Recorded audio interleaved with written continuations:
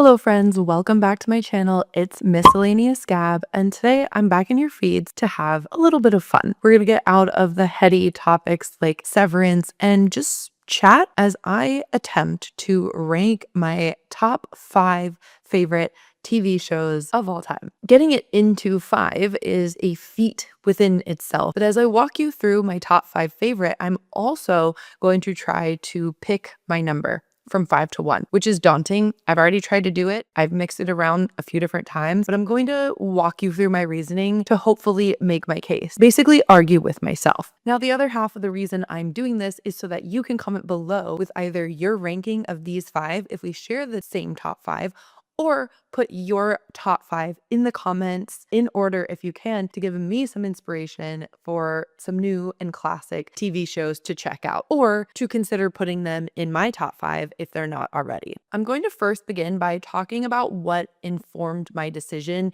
as to picking these 5 shows in the first place. One of the first categories is rewatchability. So basically how often I could see myself coming back to it. Now, rewatchability alone doesn't necessarily make for the GOAT of TV shows. After all, I can rewatch episodes of Gossip Girl and It's Always Sunny in Philadelphia over and over again, and I wouldn't necessarily call that peak TV in its prime. It is an important category, but it's not the only important category. Another component of rewatchability is if you can catch new layers every time you watch it. I think the best shows have an ability to entertain readers at the surface, as well as readers who maybe have watched it through a couple times and can appreciate different nuances. The second category is characters. Are they real? Are they compelling? Are they complete? And I mean characters as in multiple, so beyond just maybe one or two of the main characters, even the side characters feel complete. Are the characters' journeys strong as they move from point A to point B over time? And are there any characters that I actually miss when the show is over or they get killed off? Third, obviously, writing quality. So is it tight and well structured, complex? How is the pacing? I'm a writer by trade, so this is definitely an important category for me, as well as was the show well written across every single season. Unfortunately, there are probably a fair few we might consider that started off strong and just tanked. Really hoping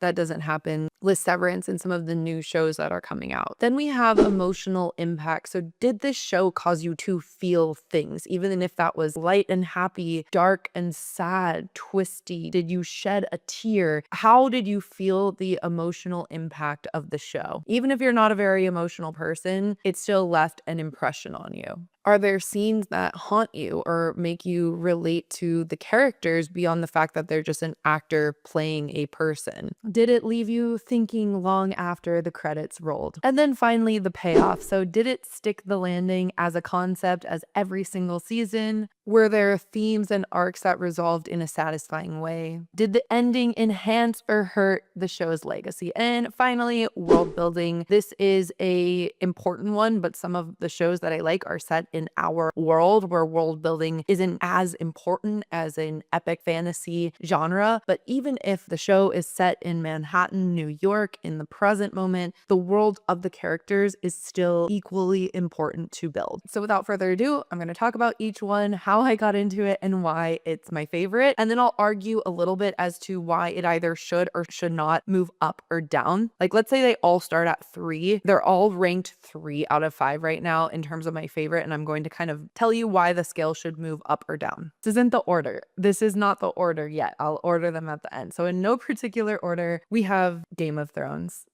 Minus the last 2 seasons. No, I know that the last 2 seasons are an important part of the show's legacy. After all, I talked about legacy impact sticking the landing. But I love Game of Thrones. Now, if you don't know about Game of Thrones, which I don't know who on this world doesn't, it's a TV show in which noble families wage war, form alliances, and battle for the Iron Throne in a sprawling fantasy world filled with dragons, betrayal, and prophecy. It was epic, brutal, and unforgettable until it wasn't. Wah, wah, wah. Man, I was so disappointed in the last season. Important thing to know about how I came in contact with this show is that I binged seasons 1 through 6 during one summer. I was kind of late to the party on Game of Thrones. So I was able to dive in nonstop for 6 seasons. My mind was consistently blown all the time. And I was just like, there's no way that they could F this up. I was so excited for season 7 to come out. And I could, as I was watching it, because it was the first season that I actually watched releasing week by week, I couldn't figure out why it didn't slap the same. And I thought it was maybe because I was just watching the weekly releases, which was a bit of a different format than the previous seasons for me personally. It's like my brain could not comprehend that it was going downhill because I was so entrenched in the world. I got amnesia about that and was so excited for season 8. I hosted a watch party. I made freaking dragon eggs and all these Game of Thrones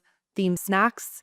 And then they dropped the ball of all balls. It hurts. It hurts too much. What I loved about the show, Game of Thrones does slow better than any other show, and it does fast and crazy and what the F better than any other show. The characters are insane. The dialogue is insane. The world building is rich and complicated. You care about characters that are only there for a few episodes as much as you care for the central characters. This show makes you love characters. It makes you hate characters. It makes you want to be characters. I also believe you can watch it on different levels of interest. The first time I watched the show, I thought Roose Bolton and Stannis Baratheon were the same person. I couldn't tell like half the people apart. I didn't know what was going on half the time, and I loved it. But then through every rewatch, I've been able to learn more, really focus in on those dialogue scenes. I didn't even really appreciate what was going on between Littlefinger and Varys and Dinklage until I rewatched it, and there's always something new to discover there. Here's my argument for why it should be higher on the list. So if we were to move it from a 3, let's say, to a 2 or a 1. 1, cultural domination, okay? No show has captivated the world like this one. There's also the epic scale, the sheer ambition, the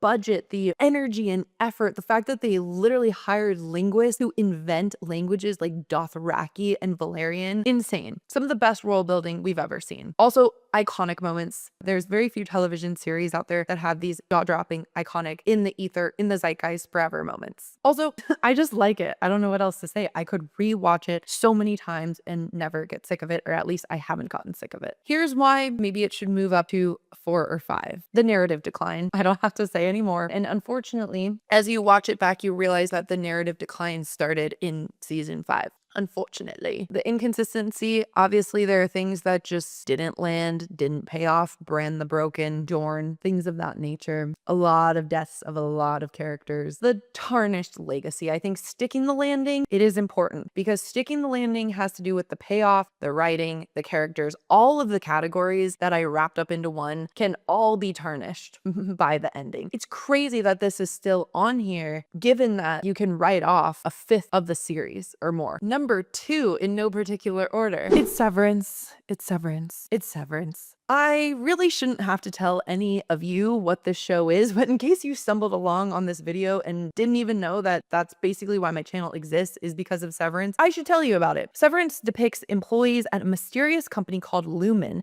who undergo a procedure to split their work and personal memories, leaving half of them trapped in the office forever. It's a chilling, slow burn exploration of identity, capitalism, and consciousness. Now, I watched Severance soon after the first season was released, and then I had to wait 3 long years for season 2. But even when I watched season 1, when I finished that finale, I said that is one of the best finales I've ever seen in the history of television. Severance wrapped me into a series in a way that no other series really has from the jump. A lot of seasons, even yes, Game of Thrones, the season 1 is kind of like you're investing in the world. It's a long-term investment that pays off. Season 1 of Severance was so freaking good. One of the best first seasons, pilots, everything of TV I've ever seen. And it also endlessly makes me want to talk about it. The fact that I've done hours of live streams, talking with you guys, talking with other creators. I've spent 100 hours or more, unpaid hours working on these videos because I just have to talk about it. It clearly means that this show is successful in its mission of getting you to think. Here's why I think it should be higher if it's at that 3. One, the inventive brilliance of it. It's one of the most original sci-fi premises in years. The tight, intentional storytelling. This is one of the shows I watch where I'm like, yeah, everyone creating this is so much smarter than me. It's nice to be the dumbest person in the room. You know, that helps you grow as a person. If you're watching a show and you're like, yeah, either you are feeling smarter than the writers or like a better writer, you could have told the story better, or even if you're feeling on par, how does that challenge you? The fact that I'm like,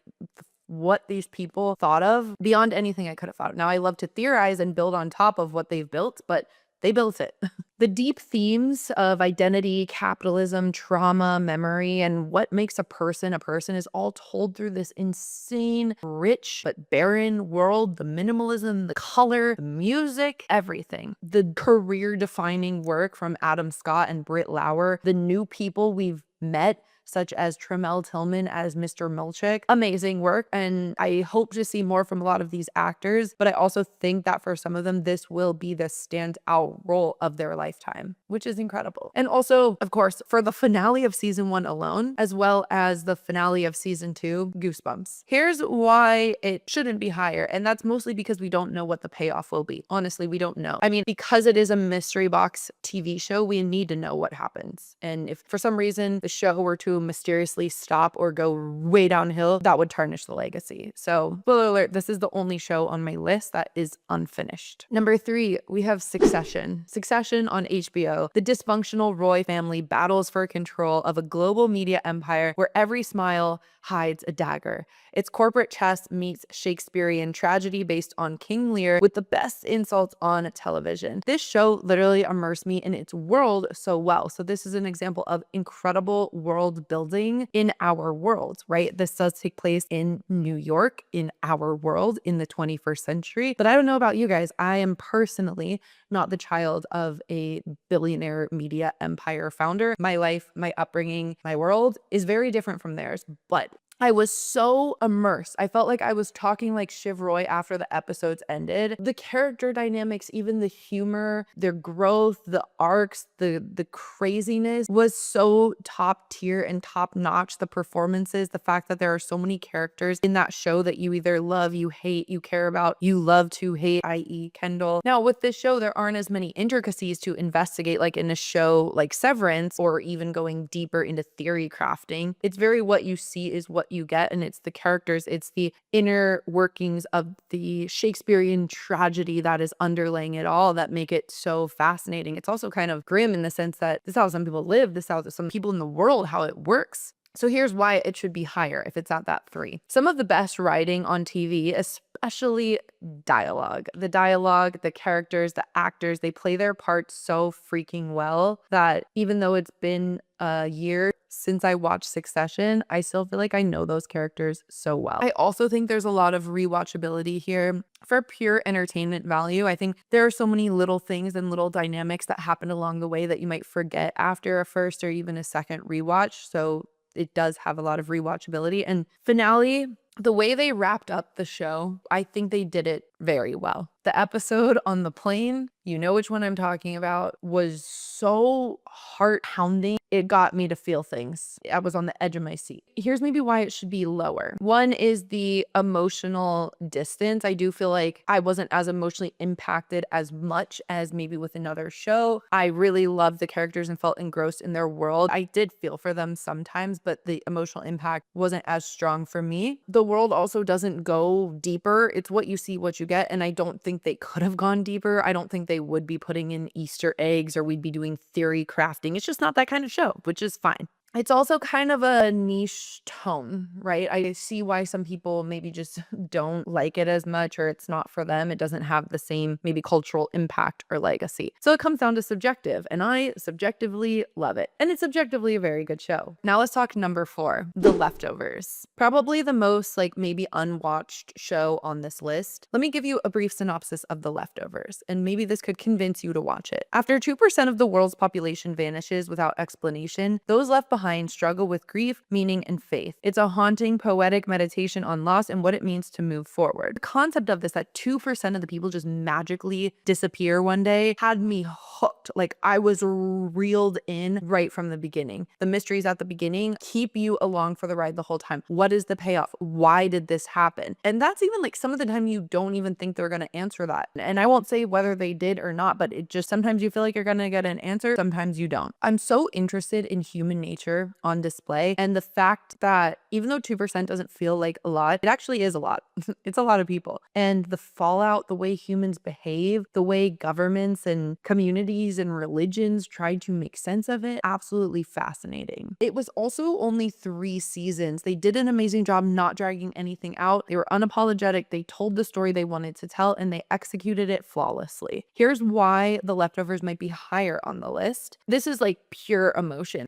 You don't watch this show, you go through it. And sometimes it's heavy, sometimes it's depressing. Not a lot of these shows are very funny. Actually, a lot of these shows are funny. This is probably the least funny show of everything. It's more bizarre and dark. I think the way that they explore philosophy and grief is masterful. This is an existential dread, spiritual searching show in the best way. The character redemption is incredible. It's, again, you love them, you hate them, they're people. They operate in the gray area so well. The ending, again, perfect ending. I can't imagine how they could have ended it better. Here's why it might be not higher on the list. One is it's just not for everyone. It's heavy. I had to be in a special kind of mood to watch it, and therefore the rewatchability, especially after you understand the payoff and what actually happened, it's like a mission to get through. It can be too weird. If you like some of the weirdness of Severance, you might like the weirdness of this. And then obviously, like, it's depressing and it's a bit lesser known. So let me know if you've watched The Leftovers and what you thought. It is based on a book, so there is a source material there. All right, last but not least, or is it, is Breaking Bad. If you don't know what Breaking Bad is a show where a high school chemistry teacher turns to making meth to provide for his family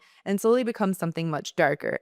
It's a masterclass in tension, transformation, and the cost of ambition. So I was a teenager as Breaking Bad was coming out. So I was a teenager as I was watching it. And I've always been interested in movies and shows. I think Breaking Bad was one of the first shows I've ever watched in my life where I'm like, holy crap, this is profound and this is changing television. I feel like a lot of us who were watching it saw that happen. Like, this is television done differently. The bar of television has just been adjusted significantly because of Breaking Bad. Everything from the concept to the characters to the little things they get themselves in. Now, I rewatched it again. It does have great rewatchability because, again, even if you remember the overarching arc, there are these little conflicts on a character level throughout each seasons that start and begin season to season, which you've probably totally forgotten about at this point. So the ending, everything, the characters is just as powerful on a rewatch. And like I said, it changed television forever. Visceral reaction to certain characters, visceral. It makes you feel slimy, gross. I almost felt like I was doing meth while watching this show. And you pick up different things on different rewatches. When I first watched it, I thought it should have just ended,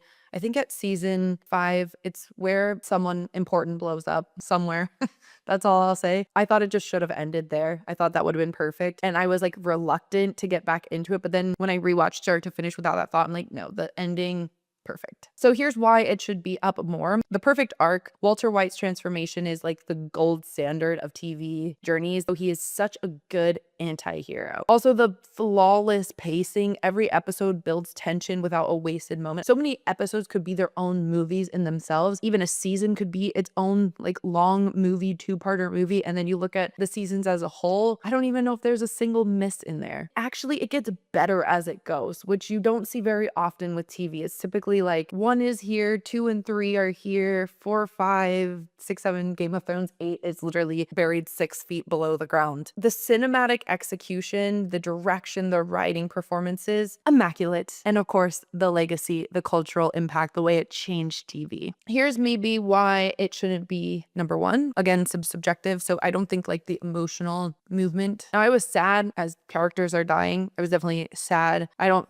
think it had the same emotional impact on me as maybe like Game of Thrones or Severance. It's one perspective, which is great. We mostly get Walter White's perspective, but from there, that's beautiful and also limited. It's our world, right? So there isn't as much world building, theory crafting, which is fine. I'm trying to pull at straws to say why this shouldn't be number one. That's a 5. If I were to rank them on like what the world thinks it would be, or like what the objective, like if I were to give equal weight to all the categories I mentioned, rewatchability, legacy and cultural impact, characters, writing, themes, world building, from 5 to 1, Game of Thrones, The Leftovers, Succession, Severance, and Breaking Bad. Breaking Bad being number 1. Let me know if you agree with that. If I were to give you my list, this is hard. 5, I would say The Leftovers. 4, I would say Breaking Bad. I mean, again, this is still my top 5 shows of all time. I feel really bad putting Breaking Bad at number 4, but this is just a personal thing. 3, Succession. 2 and 1 were really hard, but I have to say Severance and then Game of Thrones.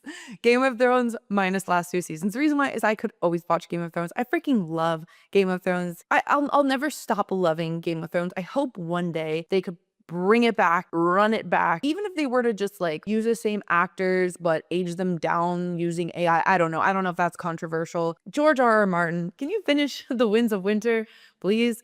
I have to say Game of Thrones because it's also given off so many amazing shows. House of the Dragon. I'm really excited for the Duncan Egg show coming. I would love to see a show on Robert's Rebellion, and there's so many different segments and eras of history.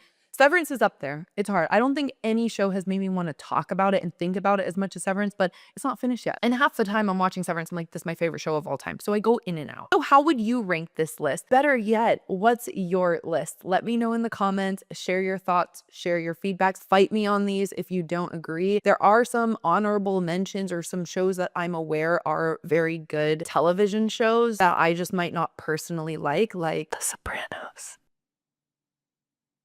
And that's what's great about the world is we can all have our subjective opinions and hope that people don't hate us for it. Anyway, that's all I got. Make sure you stay tuned for my latest and greatest Severance watch along, follow along episodes, as well as my Black Mirror reviews. I would like to take a very special moment and thank my Waffle Party VIP members on Patreon. I would like to thank Marlon Yamzon, Dolores Abernathy, Daniel Ariano, Bo Dierker, Matt Winbury, Jim Rodney, Chris Bezeski, and Mr. Vaca. And thank you to all my other paid Patreon members. You are so amazing, and I really appreciate your support. I'll see you next time. Hang in there, be safe, don't get severed, and have a great day. Bye.